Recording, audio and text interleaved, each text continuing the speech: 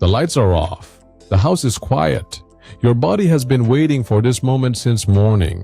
The weight of the day finally lifting. The pillow cool against your face, the first real stillness you've had in hours, and then, without warning, your brain does something you didn't ask for.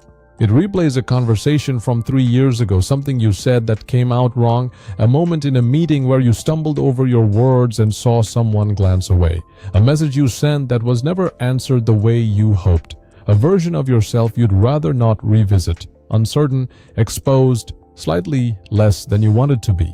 You physically cringe. Your shoulders tighten. For a few seconds, you are completely back inside that moment, feeling exactly what you felt then. The heat of embarrassment, the wish that you could rewind time and handle it differently. Then comes the thought that makes it worse. Why am I still thinking about this? It was years ago. It doesn't matter anymore. I need to sleep, and the memory comes back anyway. What's strange is that this almost never happens during the day. During the day, you're moving, responding, deciding, doing, and these memories stay quiet, filed away somewhere you don't have to look. But the moment the world goes still, the moment the last notification fades and the room goes dark, they surface. Not gently, not briefly. They surface with a vividness that feels almost deliberate, as if your brain had been waiting all day for exactly this moment of quiet to bring them back. Most people assume this means something unflattering about themselves, that they're stuck, that they haven't healed, that other people don't lie awake replaying their most awkward moments while trying to fall asleep. But almost everyone does, and the reason has nothing to do with being unable to move on. So here is the question we're sitting with tonight. Why does your brain always choose the worst possible moment to remember your worst moments? There's something worth noticing before the science begins. The timing. These memories don't surface randomly throughout the day.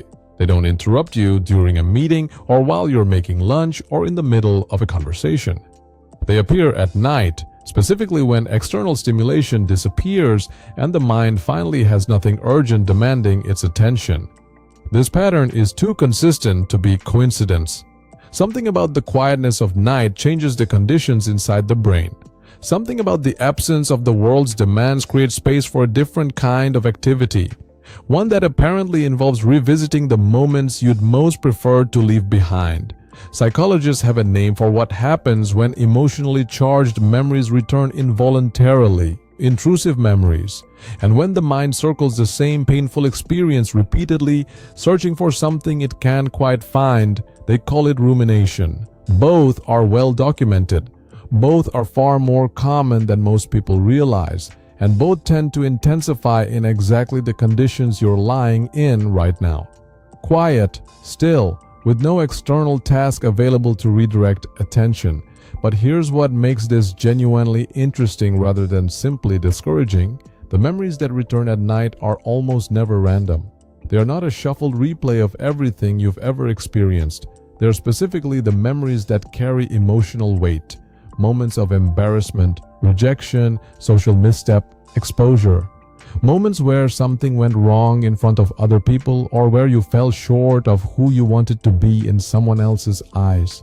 That specificity matters. If this were simply a matter of the mind wandering freely in the absence of distraction, you'd expect a much broader, more random selection of memories to surface. Instead, the same categories return night after night with a consistency that suggests the brain is not wandering at all. It is looking for something. The question is what? To understand what the brain is looking for, you have to understand what happens to it the moment the world goes quiet. During the day, your attention is largely directed outward, toward tasks, conversations, decisions, screens, movement. This outward focus suppresses a specific network of brain regions that, when left to their own activity, do something very particular. The moment external demands fade, this network switches on. Neuroscientists call it the default mode network, a constellation of interconnected regions that activate during rest, mind wandering, and inward reflection. We first encountered it in VD13, where it appeared as the internal film studio that runs simulations of the future. Here, its role is different but related. At night, the default mode network turns its attention not forward but backward, toward unresolved emotional experiences that the brain has flagged as still requiring attention. And which experiences does it flag? This is where the amygdala returns, not in its role as a threat detector responding to present danger, but as an emotional significance marker. The amygdala tags memories according to their emotional charge. Experiences that involve fear, shame, social tension, or rejection receive a higher priority signal, what neuroscientists call emotional salience. The more socially exposing the moment, the more durably that signal persists. Imagine an ancient night watchman stationed at the edge of a village. During the day, the sounds of ordinary life fill the air. Voices, tools, movement, animals. And most of what he hears blends into background noise. But at night, when the village falls silent, every sound becomes distinct. A branch breaking in the distance, a shift in the wind. Sounds that would have gone unnoticed at noon now demand his full attention. His awareness doesn't expand at night because more is happening. It expands because less is. Your brain operates on a similar principle. As the prefrontal cortex, the region responsible for rational regulation and executive control, gradually reduces its moderating influence in the approach to sleep, the amygdala's emotional signals amplify. The default mode network activates, and the memories carrying the highest emotional salience rise to the surface, not because something went wrong, but because the brain's internal monitoring system is doing exactly what it evolved to do, reviewing, in the quiet of the night, the experiences that still feel emotionally unfinished. Here is what your brain is actually doing when it replays an embarrassing memory at 1 a.m. It is conducting a survival review, not a punishment, not evidence that you're stuck. A review, systematic, purposeful, running below conscious awareness, of an experience that your nervous system has classified as socially significant and not yet fully resolved. To understand why, you have to consider what social rejection meant for most of human history. For our ancestors, belonging to a group wasn't a comfort. It was a survival requirement. Being cast out from the tribe meant facing predators, scarcity, and exposure alone. The brain that took social mistakes seriously, that reviewed them carefully and learned from them, was a brain that improved its chances of staying connected, accepted, and therefore alive. Social embarrassment wasn't trivial. It was a signal that something had threatened the individual's standing within the group, and that signal deserved careful attention. This is the evolutionary logic behind what happens to you at night. The embarrassing memory isn't returning because you can't move on. It's returning because your brain, using machinery built long before modern life existed, is treating that moment of social exposure as a lesson worth reviewing, a data point about how to navigate human relationships more successfully in the future. Pause.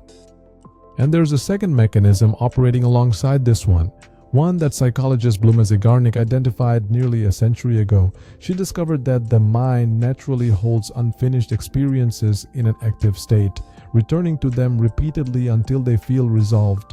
Tasks interrupted before completion, conversations that ended without closure, moments where the outcome was ambiguous.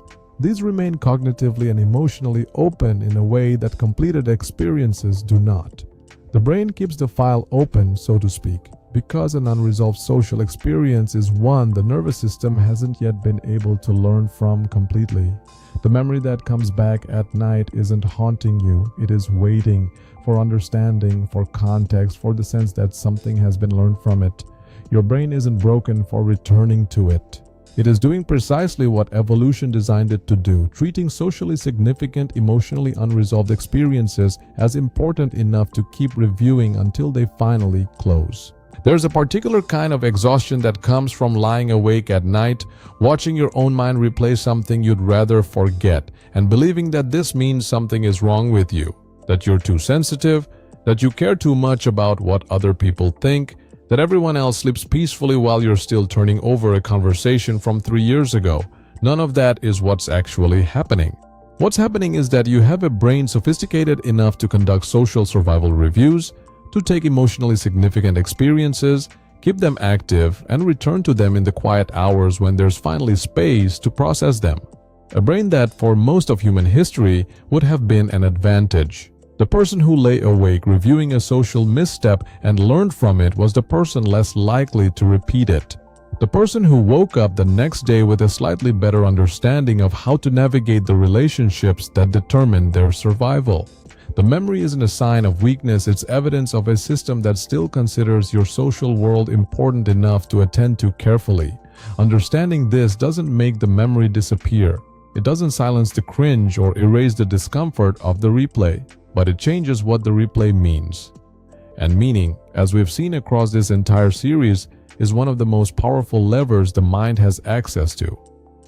When an experience stops being evidence of personal failure and starts being recognizable as the brain doing its ancient protective work, something shifts in the relationship between you and the thought. Not immediately, not completely, but enough to make the night feel a little less like something is wrong with you and a little more like something very human is simply running its course, which leaves one question still open. If your brain can replay old mistakes while you're trying to sleep, returning to what already happened, reviewing it, holding it open until something feels resolved, what happens when it stops looking backward and starts creating problems that haven't even happened yet? That is exactly where we go next.